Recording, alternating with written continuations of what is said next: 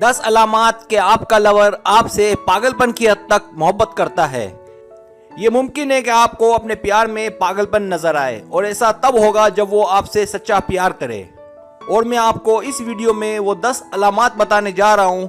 अगर ये अलामात आपके लवर में पाई जाएं, इसका मतलब वो आपके प्यार में पागल दीवाना है।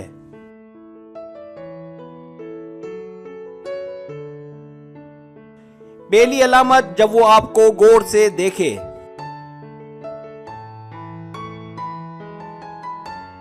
दूसरी अलामत, जब वो आपसे कहे आई लव यू।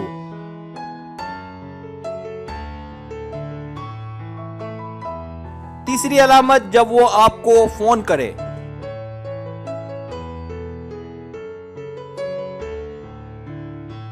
चौथी अलामत, जब वो आपकी बात सुने।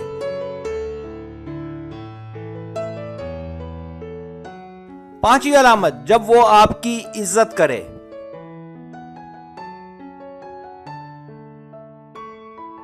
छठी अलामत, जब वो आपकी ख्वाहिशात का एहतराम करे।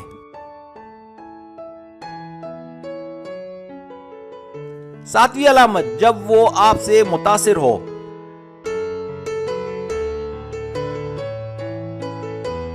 आठवीं अलामत, जब वो बिला वजह आपसे राब्ता करे।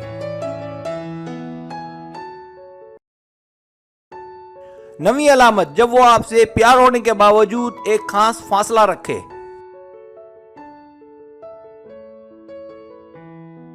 10वीं अलामत, जब वो आपके बगैर रह ना पाए।